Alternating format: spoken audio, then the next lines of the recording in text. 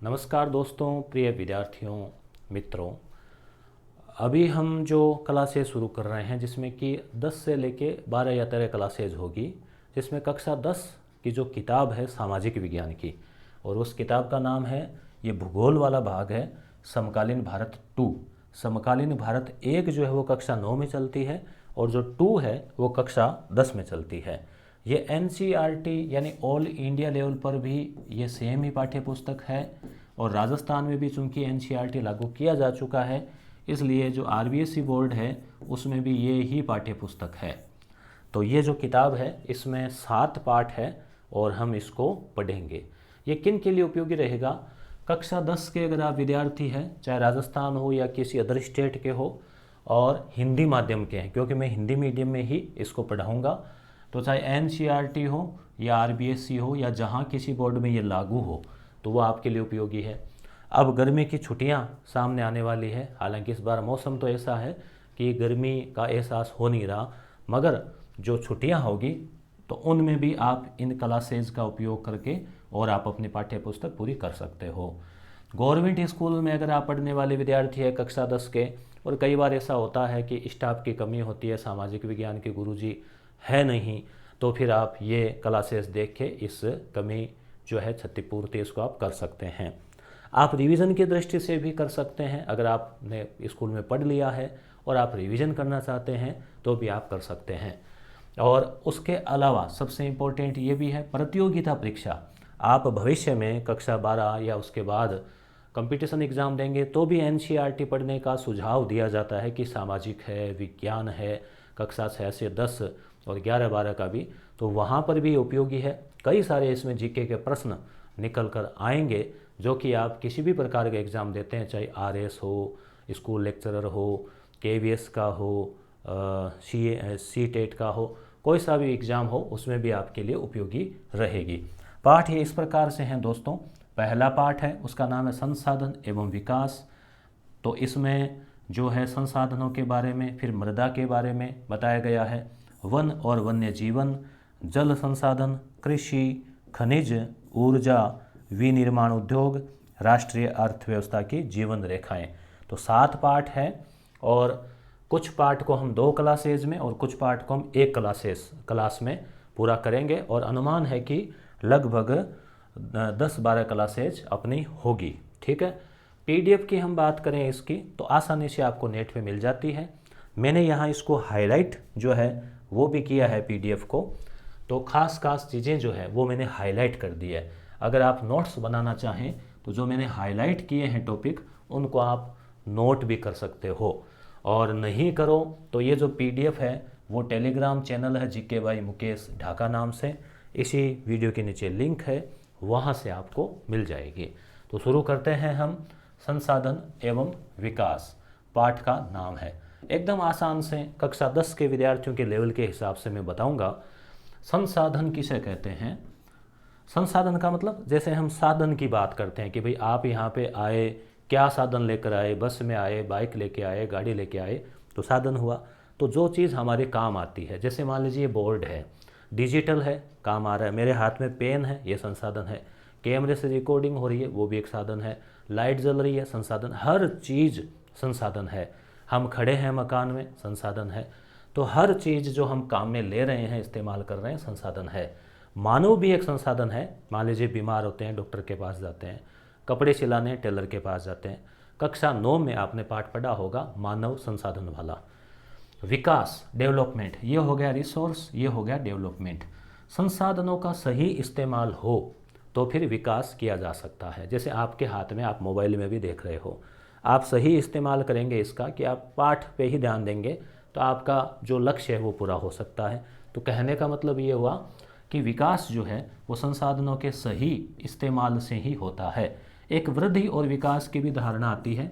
वृद्धि जो है वो एक सीमित अवधारणा है, विकास जो है एक बड़ी अवधारणा है जिसमें सभी प्रकार का विकास शामिल है। तो यहाँ पर जो पाठ है इसमें यह है कि आप विचार कीजिए कि ऐसी कौन कौन सी चीज़ें हैं जो हमारे जीवन को आराम पहुँचाती हैं। तो बच्चों, ऐसी बहुत सारी चीज़ें हैं। जैसे मान लीजिए आप खड़े हैं, पंखा चल रहा है, आराम पहुँचा रही है, लाइट है, आराम पहुँचा रही है, बाइक है, स्कूटी है, मोटरसाइकिल है, सड़क है, बिजली है, पानी है, हर चीज़ हमें जो आराम पहुंचाती है, तो यानी जो हमारे काम आ रही है वो संसाधन है। तो हमारे पर्यावरण में, पर्यावरण का मतलब हमारे चारों ओर उपलब्ध प्रत्येक वस्तु, ठीक है, जो हमारी आवश्यकताओं को पूरा करने में काम आती है, उसे संसाधन कहते हैं। संसाधन की परिभाषा याद कर लो, कोई भी चीज़ पर्यावरण में उपलब्ध हर वस्तु जो हमारे काम आती है संसाधन है। और उसमें प्रौद्योगिकी शब्द आप और जोड़ सकते हैं कि तकनीक का प्रयोग करके, जैसे ये एक टेक्निक है, एक बोर्ड आता था ब्लैक, फिर ग्रीन, फिर वाइट, अब डिजिटल आ गया, तो तकनीक से उन्नति हो रही है। तो तकनीक नाम जो है प्रौद्योगिकी, टेक्नोलॉजी आप काम में ले सकते हैं। तो संसाधन की बात आप समझ गए कि कोई भी वस्तु जैसे संज्ञा होती है ना, वैसे संसाधन है, ठीक है। संसाधन जो है, अब देखिए मैं एक एक लाइन नहीं पढ़ूंगा क्योंकि इनमें आप जैसे आप खुद पढ़ना चाहें तो एक रीडिंग लगा लेना आप किताब की, मैं आपको समझाने का पूरा प्रयास करूंगा। संसाधन मानवीय क्रियाओं का परिणाम है। अब जैसे मान लीजिए जमीन के अंदर सोना तो हजारों लाखों साल पहले ही पड़ा था, जैसे लिथियम है पड़ा था धातु, यूरेनियम है पड़ा था, कोई यूज़ नहीं था, मनुष्य ने उसका यूज किया, उससे बैटरी बना ली, उससे बिजली बना ली, उसको प्रस्तुत कर दिया। अब ज़मीन के अंदर पेट्रोल तो पहले ही पड़ा ही है, पर हमारे पास तकनीक है, रिफाइनरी लगाई, मशीनें लगाई, तो इसलिए जो है मानव की क्रियाओं का परिणाम है संसाधन। खेती ज़मीन पड़ी है, आप खेती करेंगे, हल बोएंगे तभी तो वहाँ होगा, तो इसलिए मानव क्रियाओं का परिणाम है। अब हम देखें कि जैसे प्रकृति है, मनुष्य है, मनुष्य की क्रियाएं जुड़ी रहती है, प्रकृति से जुड़ती है। तकनीक भाई प्रकृति के साथ क्रिया करता है, तकनीक का इस्तेमाल करता है। संस्थाओं का मतलब कोई भी, जैसे विद्यालय भी एक संस्था है, अस्पताल है, कोई संस्था है, तो वो सब चीज़ें। अब है संसाधनों का वर्गीकरण। यहाँ से एक छोटा प्रश्न आ सकता है कि संसाधनों का वर्गीकरण उत्पत्ति के आधार पे क्या है। तो जैव और अजैव, जैसे मान लीजिए जैव संसाधन जिसमें सारे जीव जंतु आ गए, ठीक है, जैसे मान लीजिए भैंस है, बकरी है, हमारे काम आती है। अजैव में वो चीज़ें आ गई जिनमें जीवन नहीं है, यानी पत्थर से लेके ग्रेनाइट मार्बल से लेके लोहा सोना चांदी सब आ गया। समाप्यता के आधार पर अगर आपसे पूछें कि भाई क्या संसाधन है, तो समाप्य का मतलब जो समाप्त हो सकते हैं, जैसे मान लीजिए पेट्रोल है, इस्तेमाल करते करते करते एक दिन वो कुएं ख़त्म हो जाएंगे, तो नवीकरण योग्य और अनवीकरण, तो जो दोबारा काम नहीं आ सकता अनवीकरण, जो दोबारा आ सकता है तो रीन्यू, नवीकरण, मतलब कि हम उसको पुनः काम ले सकते हैं। अब जैसे मान लीजिए सौर ऊर्जा है या हवा है, तो इसका तो रिपीट होती है।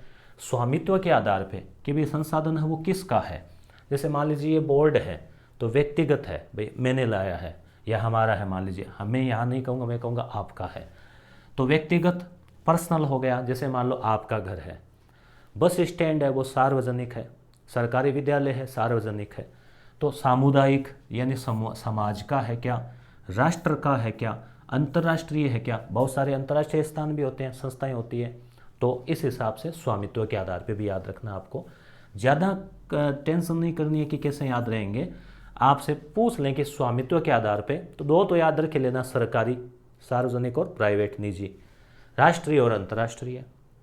समाप्य में समाप्त होने वाले, समाप्त नहीं होने वाले। उत्पत्ति में, उत्पत्ति जैसे आप देखते हैं उत्पत्ति होती है तो जैव, कोई पेड़ पौधा है और एक पत्थर है तो जैव अजैव।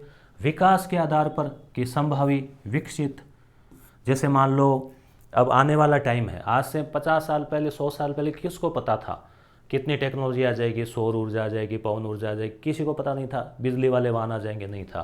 तो एक तो संभावी और एक जो विकसित हो चुका है, तो इस प्रकार से। तो ये चार आप नाम थोड़ा ध्यान में रखना। अब यहाँ से क्वेश्चन और बनेगा, संसाधन के प्रकार। एक तो प्राकृतिक संसाधन, देखो मैंने टिक भी लगाया जो कि इम्पोर्टेंट है, ठीक है। एक है मानवीय संसाधन, जैसे देखो मनुष्य भी एक संसाधन है। भाई लोहे से मशीन बना ली, ट्रैक्टर बना लिया, ट्रैक्टर अपने आप तो ऑटोमेटिक तो चलेगा नहीं, तो आदमी चाहिए, और आदमी चाहिए जानकार जो उसको चला सके। तो मानवीय संसाधन और प्राकृतिक संसाधन। पहले हम प्राकृतिक में देख लें, नवीकरण वाले और अनवीकरण वाले। नवीकरण में मतलब जिनको हम पुनः रीन्यू कर सकें, जैसे पवन है, जल है, ठीक है। जल आप कहेंगे रीन्यू, तो जल तो होता ही है ना, वाष्प बन के उड़ता है और वापस बारिश के आ जाती है। अनवीकरण में जैसे पुनः चक्रीय में धातु हम नहीं तो नहीं बना सकते कि भाई धातु नहीं बना दी, मगर जो धातु उपलब्ध है, जितना लोहा धरती के अंदर उपलब्ध है उसको काम में लेते हैं, फिर हम कबाड़ में भेजते हैं तो उसको पिघला के पुनः बनाते हैं, तो वो चक्रीय हो गई। और अचक्रीय में जीवाश्म ईंधन, अब पेट्रोल काम में ले लिया, गाड़ी में डाल लिया, तो वो तो धीरे धीरे नष्ट होके और वातावरण में मिल गया, जल गया, तो वो अचक्रीय है, उसको हम रिपीट नहीं कर सकते। धातु को हम रिपीट कर सकते हैं, प्लास्टिक को हम रिपीट कर सकते हैं कुछ मात्रा में। तो प्राकृतिक जो है यानी ज़मीन के अंदर जो मिल रहा है कुदरत से, उसमें दो टाइप हो गए, नवीकरण और अनवीकरण। ठीक है, नवीकरण और रिन्यूएबल और रिन्यूएबल जो है वो नहीं है। वो मानवीय में संरचना संस्थाएं, जैसे मान लो आज बड़े बड़े बिल्डिंगें, इमारतें, इंस्टीट्यूट है, तो मानव ने तो बनाई है, मानव के हाथों से ही तो बनी है। और गुणवत्ता, क्वालिटी। ठीक है, तो आपके परीक्षा में अगर प्रश्न आए ना कि संसाधनों के प्रकार बताइए, तो आपको इस प्रकार का आरेख बनाना चाहिए। आरेख में ज़्यादा समय आपको नहीं लगाना चाहिए, जैसे सीधा ही नाम लिखा संसाधन, और इसमें जो है अब ये जो है फार्मूला कक्षा 10 के विद्यार्थियों के भी काम का है।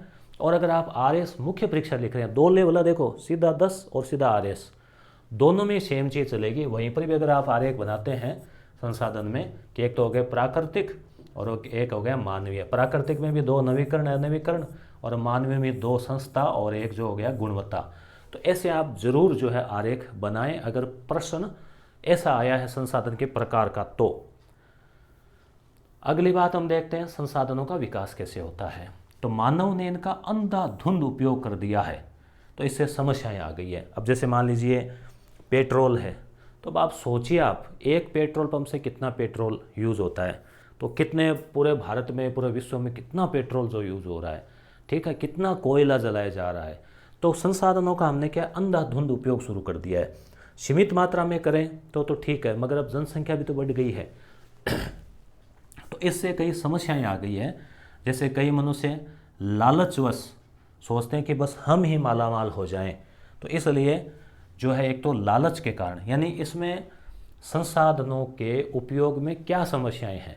तो पहली बात, लोग लालची होते हैं, कई सोचते हैं कि सारा मेरे अंडर में आ जाए, विश्व का पूरा पेट्रोल उसी के अंडर में आ जाए, पूरी गैस उसी के अंडर में आ जाए। जैसे कई बार आप पढ़ते हैं ना कि अमेरिका ने इराक पर हमला किया, इस देश पर किया कि वहाँ पे पेट्रोल के भंडार है उस पर कब्जा कर ले, ऐसे आप सुनते हैं पढ़ते हैं। तो कहने का मतलब लालच। दूसरा है कुछ लोगों के हाथ में ही संसाधन आने से नुकसान होता है।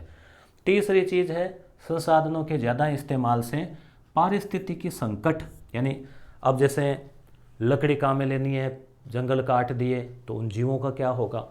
तो पर्यावरण का संकट, जैसे तापन बढ़ रहा है, भूमंडलीय तापन, यानी कि पृथ्वी का जो टेम्परेचर है वो धीरे धीरे कुछ पॉइंटों में बढ़ रहा है, और ओजोन परत है उसका क्षरण हो रहा है, पर्यावरण में प्रदूषण हो रहा है, भूमि का निम्नीकरण, ज़मीन की जो क्वालिटी है, मिट्टी की क्वालिटी जिसमें कि अच्छी फसल हो, वो क्वालिटी भी डाउन हो रही है, ख़राब हो रही है। तो ये सब किसका रिजल्ट है? ये है संसाधन जो है उनके अंधाधुंध इस्तेमाल से ये समस्याएं हो रही है। इसलिए उनका इस्तेमाल जो है वो सही ढंग से करना ज़रूरी है, सोच समझ कर। अब आप कहेंगे भाई एक व्यक्ति है, अब सोच समझ के क्या करें? तो व्यक्ति अपने स्तर पे, चाहे वो जैसे पुराने बुजुर्ग भी कहते हैं ना कि भी पानी व्यर्थ मत गंवाओ, ठीक है। नॉर्मली घर में आप देखते हैं कि पंखा चल रहा है, लाइट जल रही है, फालतू जल रही है, बंद कर दो। छोटे छोटे प्रयासों से पूरे भारत के मान लो 1.5 अरब व्यक्ति करें ऐसा, तो फर्क पड़ेगा ना। तो इसलिए हमारे स्तर पे प्रयास, फिर सरकारी स्तर पे प्रयास, अंतर्राष्ट्रीय स्तर के ऊपर प्रयास, अलग अलग प्रयास हो, तब इसका जो है फर्क पड़ेगा। अब यहाँ पे क्रियाकलाप है कि भाई आप विचार कीजिए कि तेल संसाधन अगर ख़त्म हो जाए तो हमारे जीवन पर क्या प्रभाव पड़ेगा। तो सब कुछ रुक जाएगा, गाड़ियाँ घर में खड़ी हो जाएगी, मगर इसका ऑप्शन भी आ रहा है वैकल्पिक, सौर ऊर्जा, बिजली से चलने वाली गाड़ियाँ आ रही है। तो ऐसे आगे हम बात करें, इसमें सतत पोषणीय विकास की ज़रूरत है। अब संसाधन की समस्या है तो इसका उपाय है सतत यानी लगातार पोषणीय विकास, कि हमारा विकास ऐसा हो कि हमें ज़रूरत है उतना हम काम में लें। एक देश से सारा काम में नहीं लें, एक व्यक्ति या एक परिवार काम में नहीं लें कि आवश्यकता के अनुसार जो है हम काम में लें। यह होता है सतत पोषणीय विकास। अब देखिए और इम्पोर्टेंट चीज़, सतत पोषणीय विकास क्या है? छोटा प्रश्न आपके आ सकता है 2 नंबर का, कहाँ? कक्षा 10 में आ सकता है, आरएस मुख्य परीक्षा में आ सकता है।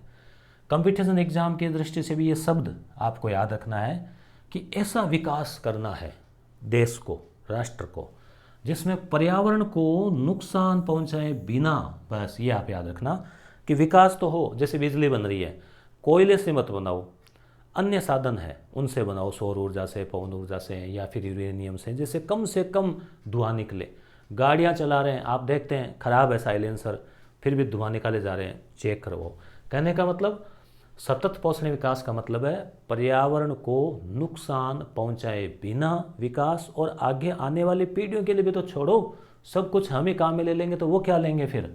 तो भविष्य की जो पीढ़ियां हैं उनकी आवश्यकताओं को ध्यान में रखते हुए विकास किया जाए, वो है सस्टेनेबल डेवलपमेंट। अब ये बात क्लियर हो गई। रियो डी जेनेरो पृथ्वी सम्मेलन क्या है? छोटा प्रश्न आपके आ सकता है, कंपटीशन एग्जाम में भी पूछा जाता है, पूछा गया है। तो रियो डी जेनेरो जगह का नाम है, ब्राज़ील में है। ब्राज़ील कहाँ है? दक्षिणी अमेरिका में है।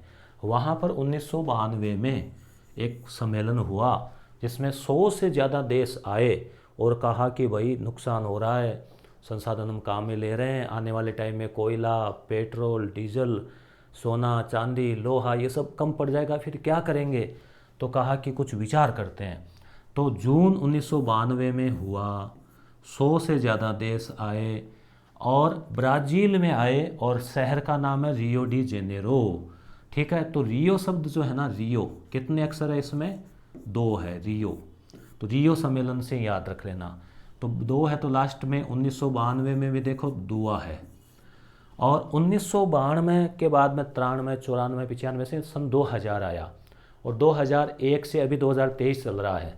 तो सन 2000 से लेके और ये आगे वाले जो 100 साल है, तो इसलिए हम इसको कहते हैं 21वीं सदी। 21वीं सदी अभी चल रही है दोस्तों।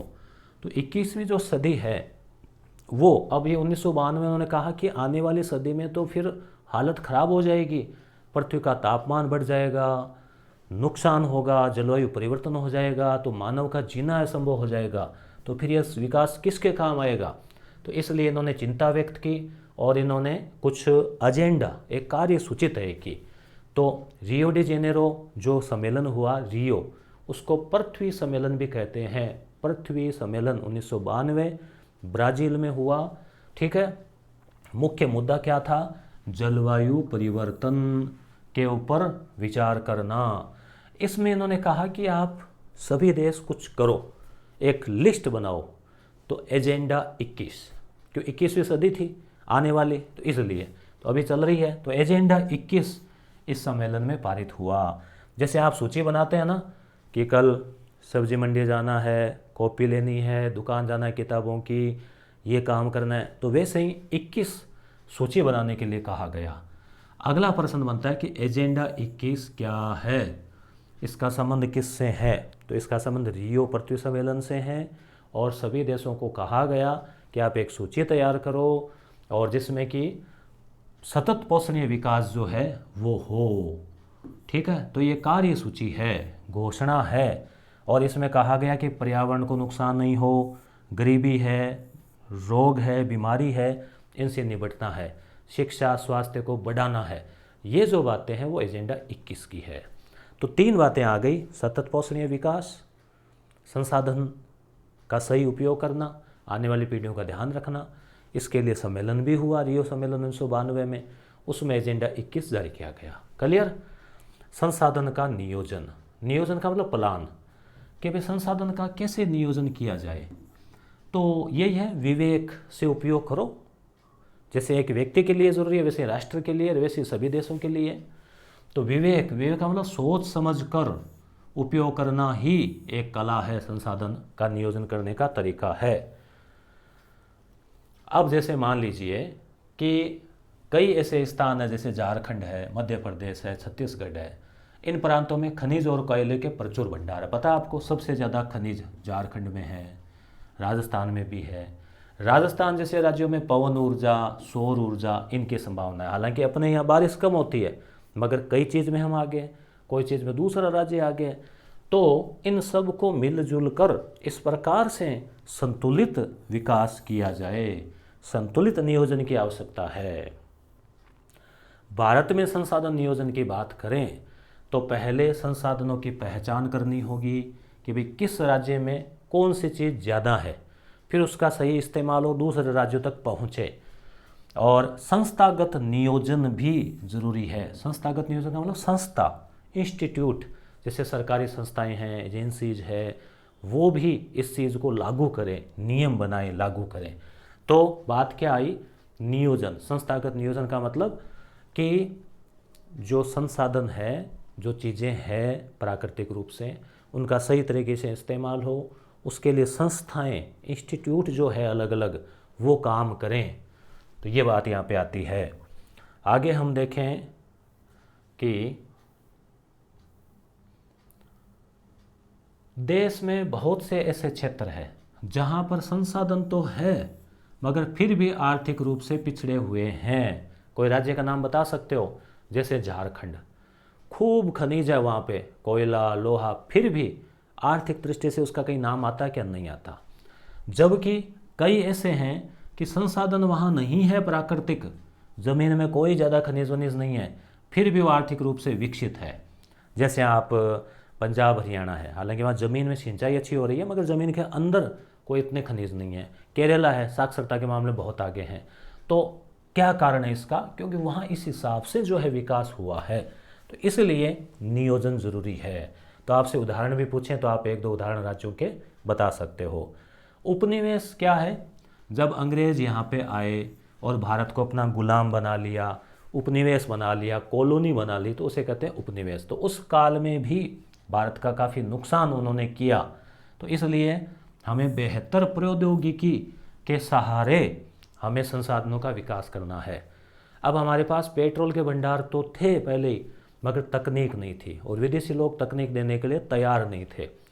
तकनीक जैसे रिफाइनरी लग गई, हज़ारों करोड़ रुपए लगते हैं, टेक्निक आ गई, विदेशों से भी मदद लेते हैं, तो फिर उसका इस्तेमाल किया जा सकता है। तो प्रौद्योगिकी एक तो, और एक मानव संसाधन कि भाई तकनीक आ गई, मशीनें आ गई, पर उन मशीनों को चलाने वाला तो चाहिए ना। कंप्यूटर आ गया, सुपर कंप्यूटर ले आए विदेश से, पर चलाएगा कौन? तो मनुष्य भी उसका कलाकार हो, जानकार हो। तो मानव संसाधन और प्रौद्योगिकी दोनों के सही इस्तेमाल से संसाधन जो है उनका इस्तेमाल होगा, उनकी गुणवत्ता होगी। अब अगली बात आती है कि भाई संसाधनों की रक्षा भी करें, संरक्षण, कि संसाधन है अपने पास में, उनको बचाओ, फालतू उसका इस्तेमाल मत करो। गांधी जी ने कहा कि हमारे पास का मतलब इस धरती के पास हर व्यक्ति की आवश्यकता की पूर्ति के लिए बहुत कुछ है। कि सभी व्यक्ति, धरती में इतना तो है कि एक व्यक्ति की आवश्यकता, व्यक्ति को चाहिए कितना? सोने के लिए ज़मीन, रहने के लिए घर। अब घर में भी लिमिटेड तो कोई है नहीं, लोग ज़मीन में भी जैसे मान लो ये ज़मीन ले ली, वो ले ली, वहाँ ले ली, तो इसका कोई अंत नहीं है। ठीक है, कहने का मतलब कि आवश्यकता की पूर्ति तो धरती कर देगी, लालच की पूर्ति जो है वो नहीं करेगी, नहीं होगा। किसी का पेट तो भर सकता है मगर पेटी भरने का जो है ना, उसका कोई अंत नहीं है दोस्तों। तो ये कथन किसका है? तो ये है गांधी जी का। प्रश्न पूछा जा सकता है कि आवश्यकता की पूर्ति तो कर सकती है धरती, मगर लालच की पूर्ति मनुष्य की इस धरती के भी बस की बात नहीं है। अगली चीज़ हम देख रहे हैं कि संसाधन जो है उसको लेकर कुछ किताबें जो है उनके नाम भी आप याद रख लो। जैसे संसाधन संरक्षण के बारे में भी पहले तो देखो बड़ी खुशी होती थी कि ज़मीन के अंदर कोयला मिल गया, फिर चिंता होने लगी किस चीज़ की कि भाई कोयला तो मिल गया, आज हम इसके ऊपर निर्भर है, अब ये ख़त्म हो जाएगा तब क्या करेंगे? तो अब संसाधन संरक्षण की चिंता होने लगी लोगों को अंतर्राष्ट्रीय स्तर पर। तो सबसे पहली बार वकालत ने बोला, सबसे पहले कोई मुद्दा उठाया तो 1968 में क्लब ऑफ रोम जो है इटली की राजधानी है।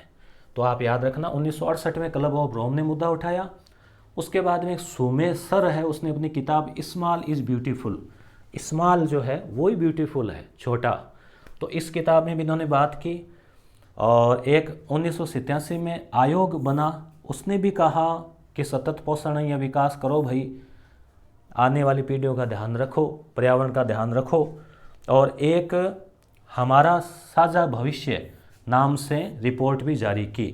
और रियो डी जेनेरो सम्मेलन जो है उसमें भी बात उठी।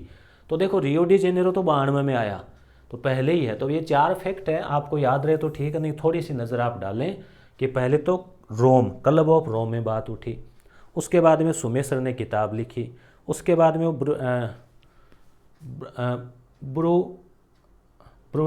ब्रुटद लैंड आयोग की रिपोर्ट जो है, नाम याद रहे ठीक है, नहीं कोई बात नहीं, 1987 में, उसमें भी सतत पोषणीय विकास जो है उसकी बात हुई। और फिर 1992 में तो रियो डी जेनेरो तो ज़रूर याद रख लेना, रोम याद रख लेना, ठीक है। अब है भू संसाधन, कि भाई हमारे पास जो ज़मीन है, भू यानी ज़मीन, ज़मीन तो सबसे बड़ा संसाधन है। खड़े हो, मकान बनाया, कुछ भी खेती की, पेड़ पौधे लगाए, सब कुछ ज़मीन के ऊपर ही संभव है। हवा में तो बहुत कुछ कोई ऐसा संभव है नहीं। तो भूमि एक महत्वपूर्ण क्या है, प्राकृतिक संसाधन है। इसी पर हम कृषि करते हैं। अब भारत की हम बात करें तो यहाँ पर पर्वत भी है, पठार भी है, और मैदान भी है, और द्वीप भी है। मैदान का मतलब आप ये मत सोचना कि कोई खेलने का फुटबॉल का मैदान, नहीं, जो ऐसी ज़मीन जहाँ नदियाँ हैं, उपजाऊ इलाका है। पर्वत यानी पहाड़ियाँ, पठार का मतलब थोड़ी ऊंची भूमि, थोड़ी पथरीली भूमि। द्वीप आप जानते ही हो, जिसके चारों ओर पानी हो। तो ये आपको याद रखना है, भारत में 43% मैदान है, 43%, 30% हिस्से में पर्वत है, ये भी याद रखना आपको, ठीक है। पर्वतों से नदियाँ निकलती है। 27% हिस्सा क्या है, पठार का है। तो ये आपको याद रखना है, 43 और 27, 70 और 30, 100 हो गया है। तो ये आपको परसेंटेज याद रखने हैं, ठीक है। पठार जो है ना हिस्सा, जहाँ पठारी इलाका है, वहाँ पर खनिज खूब है, जीवाश्म ईंधन यानी कि कोयला, कोयला किससे बनता है, जीवों के अवशेषों से तो बना है, पेड़ पौधे, मछलियाँ वगैरह, और वन भी खूब है पठारी इलाके में। तो देखिए ये आरेख भी बना हुआ है यहाँ पे, तो इसका इस्तेमाल भी आप परीक्षा में ज़रूर करें। आपसे प्रश्न पूछ लें कि भारत की भूमि जो है वो किस प्रकार से बंटी हुई है संसाधनों के रूप में। तो भारत में देखो पर्वत है, पठार है, मैदान है। सबसे ज़्यादा क्या इलाका है, मैदान, ठीक है। मैदान है 43%, पर्वत है 30%। परीक्षा में आपको ऐसे रंग वंग नहीं भरना, बस ऐसे गोला बनाया और एक ऐसे, जैसे ये मान लो कि ये ज़्यादा हो गया और ये थोड़ा कम कर दिया, ज़्यादा वाला हिस्सा में दिखा दिया, मतलब आप इतना भी करते हैं तो आपको अच्छे अंक मिलते हैं, ठीक है। तो ये 27, तो याद रखना ये है पठार, पठार जो है ना वो 27 है, पर्वत 30 है, और मैदान जो है वो 43% है, ठीक है। भू उपयोग, अब ज़मीन का उपयोग कैसे लेते हैं, तो सीधी सी बात है, एक तो वन के रूप में उपयोग हो रहा है, वन है बहुत सारे, जिनसे बहुत सारी चीज़ें मिलती है। कृषि में काम में लेते हैं, चारागाह के रूप में काम में लेते हैं, पशु वशु चराते हैं, विभिन्न प्रकार के वृक्ष वगैरह उसमें काम में लेते हैं। भूमि को कई बार हम खाली भी छोड़ते हैं। आपसे प्रश्न पूछ लें कि प्रति भूमि क्या है, तो हम जब ज़मीन को 1 साल 2 साल खाली छोड़ते हैं, खेती नहीं करते, उसको रेस्ट देते हैं, तो प्रति भूमि कहलाती है। बंजर भूमि वो भूमि है जिस पे खेती नहीं होती। निवल का मतलब होता है शुद्ध बोया गया क्षेत्र। मान लो खेत तो आपके पास 100 बीघा है, बोया 10 बीघा ही, तो वो। अगली बात हम देखें, सामान्य भू उपयोग और सामान्य भू उपयोग। तो भू उपयोग जो है दोस्तों बड़ा है, क्योंकि जनसंख्या बढ़ रही है इसलिए बड़ा है। कृषि वाला क्षेत्र जो है वो। भारत में भू उपयोग प्रारूप, ठीक है। अभी हम बस थोड़ा सा और देखेंगे, उसके बाद में पार्ट 2 में हम देखेंगे। तो भारत का कुल क्षेत्रफल कितना है, 32.8 लाख, याद रखना कुल क्षेत्रफल 32 लाख, तो 32.8 लाख याद रखें वर्ग किलोमीटर ये भारत का है। जिसमें से हमने अभी अभी देखा कि मैदान कितना है, बताइए, कमेंट कीजिए, मैदान कितना है, पर्वत कितना है, और पठार कितना है, रिपीट कीजिए दिमाग में। अब देखो पंजाब और हरियाणा ऐसा क्षेत्र है जहाँ पर 80% भूमि पर खेती होती है, क्योंकि वहाँ खनिज वनिज का कोई काम नहीं है, ज़मीन उपजाऊ है, मैदानी इलाका है, नदियां हैं और खेती होती है, सिंचाई की सुविधा है। अब आपसे प्रश्न है कि इन राज्यों में बोए गए क्षेत्र के कम अनुपात के लिए उत्तरदायी कारण, जैसे मान लो अरुणाचल है, मिजोरम है, मणिपुर है, अंडमान निकोबार है, इनमें कम क्षेत्र में खेती क्यों हो रही है, क्यों बताइए, कारण क्या है, सोचिए। तो ये देखो कारण ये है, ये पहाड़ी इलाका है तो ज़मीन वहाँ है ही नहीं समतल की खेती करें, इसलिए। एक वन को लेकर भी बात करें तो राष्ट्रीय वन नीति 1952, देखो 47 में देश आज़ाद हुआ, 50 में संविधान लागू हुआ, 52 में राष्ट्रीय वन नीति लागू की और 72 में वन्य जीवन अधिनियम लागू हुआ। 52 में ही आम चुनाव भी हुए थे, पहले आम चुनाव जो है वो 52 में हुए थे। तो इसमें ये कहा गया कि जो कुल ज़मीन है उसके 1/3 हिस्से पर, 1/3 का मतलब कुल ज़मीन में कहीं भी मान लो ऐसा नहीं कि इधर इधर वन हो गया इधर खाली पड़ी है, मतलब 33% भाग पर वन होना जरूरी है, तभी धरती का वातावरण सही रह सकता है। परंतु अभी ऐसा है नहीं, 20-21 ही है। बंजर भूमि में क्या आ जाता है, पहाड़ी इलाका, सूखा इलाका, मरुस्थली इलाका। गैर कृषि किसे कहते हैं, कृषि मतलब खेती करना, गैर मतलब बिना कृषि वाली ज़मीन जहाँ खेती नहीं है, तो वहाँ पे जैसे कोई सड़क है, रेल है, कोई उद्योग है, घर बने हुए हैं, तो वो ज़मीन है गैर कृषि। भूमि निम्नीकरण बहुत इंपॉर्टेंट चीज़ है, और संरक्षण। भूमि जो है दोस्तों, ज़मीन जो है एक महत्वपूर्ण संसाधन है, यहाँ पे खेती होती है। अब धीरे धीरे ज़मीन क्या हो रही है, खराब हो रही है, मिट्टी की जो ऊपरी परत है ना वो, तो मिट्टी की जो परत खराब होती है उसी को कहते हैं निम्नीकरण, डाउन हो रही है। वो क्यों हो रही है, कारण क्या है, उपाय क्या है, ये प्रश्न बड़ा प्रश्न आ सकता है आपके, और कंपटीशन एग्जाम की दृष्टि से भी उपयोगी है। तो हम क्या है, हमारी आवश्यकताओं का 95% हम ज़मीन से ही प्राप्त करते हैं। जो भी अनाज होता है और होता है सब ज़मीन से ही होगा, चाहे फल हो और हो। तो एक तो है जल का अपरदन, तेज़ गति से पानी आता है तो उससे मिट्टी की ऊपरी परत बह जाती है। दूसरा, ज़मीन कई बार लवणीय, खारी और क्षारीय होती है। कुछ मानव की क्रियाएं, जैसे वन को काट देते हैं, वनोन्मूलन। अति पशुचारण, पशु चराना ठीक है, पशु चरते हैं तो वो खाद वाद भी होती है, मगर ज़्यादा पशु चर गए, जैसे कई बार मदिरा खाते हैं, आपने देखा कि मीठा भाग, लाल भाग तो खा लिया, हरे वाला भी खा लिया, तो फिर तो ऐसे मतलब मारवाड़ी में कहते हैं कि एकदम घुल्ड खा लियो, तो अति पशुचारण भी काम का नहीं है। खनन, खनन से क्या होता है, ज़मीन में बहुत बड़े स्तर पे मान लो खाने हो गई, खड्डे हो गए, पानी भर गया, ज़मीन खराब हो गई। तो ये कुछ कारण है, मैंने टिक लगा दिया है, जो निम्नीकरण के कारण है। अब जैसे आप देखेंगे कि झारखंड है, छत्तीसगढ़ है, इनमें खनन की वजह से, राजस्थान, गुजरात, इनमें पशुचारण की वजह से, पंजाब, हरियाणा में अधिक सिंचाई की वजह से भी, ज़्यादा सिंचाई होगी, फिर उसमें वो डालेंगे कीटनाशक वगैरह, तो ज़मीन का नाश होता है, खराब होती है। तो मृदा का क्या होता है, मृदा यानी मिट्टी, उसका निम्नीकरण होता है। जलाक्रांतता, ज़्यादा पानी आ गया, बाढ़ आ गई, तो भी भूमि खराब होगी।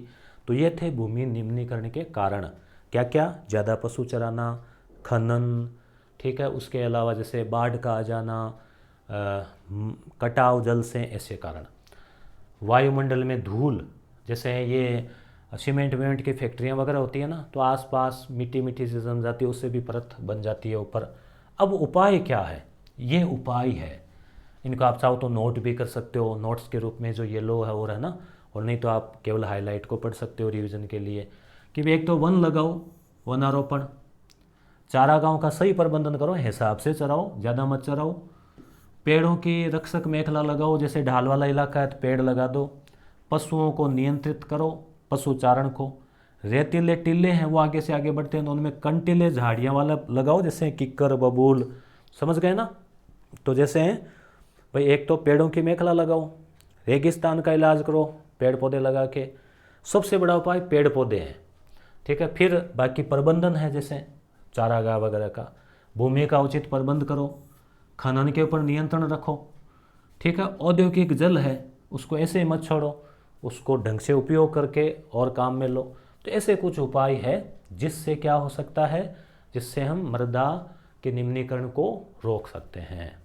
अब हम थोड़ा सा रिवीजन करते हैं इस चीज़ का फटाफट 2 मिनट में कि भाई हमने क्या क्या पढ़ा, और फिर हम आगे इस क्लास को समाप्त करेंगे और पार्ट 2 में हम आगे का देखेंगे। संसाधन देखा, ठीक है। संसाधन के प्रकार देखे, प्राकृतिक और मानवीय संसाधन। प्राकृतिक में नवीकरणीय अनवीकरणीय, मानवीय में संस्था और मात्रा, और स्वामित्व में निजी सामुदायिक, समाप्य में असमाप्य समाप्य, उत्पत्ति में जैव अजैव, ठीक है, विकास में संभावी वगैरह। संसाधन क्या है देखा, रियो डी जेनेरो 1992 पहला पृथ्वी सम्मेलन, एजेंडा 21 जिसमें कि 21 बातें कही गई है। सिंपल है एकदम, रियो याद रह गया। उसके बाद में हमने देखा कि भी संसाधन का नियोजन कैसे करें, तो इसके लिए ज़रूरी है सतत पोषणीय विकास, यानी ऐसा विकास जो पर्यावरण को नुकसान नहीं पहुंचाए और आने वाली पीढ़ियों की जो भविष्य है उनको भी ध्यान में रखें, ठीक है। और उसके अलावा जैसे हम बात करें कि भाई संस्थागत, हाँ, संसाधन का नियोजन है उसके लिए कुछ उपाय हो, संस्थागत प्रयास हो, सरकारी प्रयास हो, मानवीय प्रयास हो, बेहतर प्रौद्योगिकी हो, ठीक है। गांधी जी ने कहा कि भी लालच की पूर्ति हो नहीं सकेगी। भारत की हमने देखा कि 43% मैदान है, 30% पर्वत है, पठार सबसे कम है 27, ठीक है। 1968 में क्लब ऑफ रोम याद रख लेना, किताब सुमेसर की किताब है स्मॉल इज़ ब्यूटीफुल। और ये 1992 पृथ्वी सम्मेलन याद रख लेना। और भारत में ये देख ही लिया हमने 43, 30, 27। उसके बाद में प्रतिभूमि मतलब 1 साल 2 साल छोड़कर भारत का क्षेत्रफल 32.8 लाख। पंजाब हरियाणा में खेती ज़्यादा होती है, इनमें खेती नहीं होती। कारण क्या है, पहाड़ी वगैरह इलाका। पहली वन नीति 1952 33% ज़रूरी है। बंजर भूमि में पहाड़ी चट्टानें वगैरह वो आ जाती है, ठीक है। सुख और गैर कृषि में जैसे मकान बने वो आ जाता है, यानी ऐसी ज़मीन जहाँ खेती नहीं होती, सीधी सी बात है, कोई और काम हो रहा है। ये सबसे इम्पोर्टेंट है। भूमि का निम्नीकरण, तो निम्नीकरण का कारण क्या है, जल से हो जाता है, लवणीय हो जाती है ज़मीन, कई बार खारी कई बार क्षारीय। उसके अलावा अत्यधिक पशुचारण है। वन सबसे बड़ी चीज़ है, वनों को काटना सबसे ज़्यादा नुकसान इससे होता है। और उसके अलावा उपाय इसके तो वही है, वापस जो इसके विपरीत कर दो, वन लगाओ, पशुओं को ढंग से चराओ, ठीक है। और उसके अलावा पेड़ लगाओ, वो तो एक ही बात हो गई, पेड़ वन। और रेतीले टीले हैं उनमें कांटेदार झाड़ियाँ लगाओ, क्योंकि मरुस्थल में वही लगते हैं। और उचित प्रबंधन करो, खनन पर नियंत्रण रखो, औद्योगिक जल का जो है वो परिष्करण करो। तो इस प्रकार से ये पार्ट 1 जो है वो आधा हुआ है। अगले पार्ट में हम पार्ट जो है इसको पूरा करेंगे।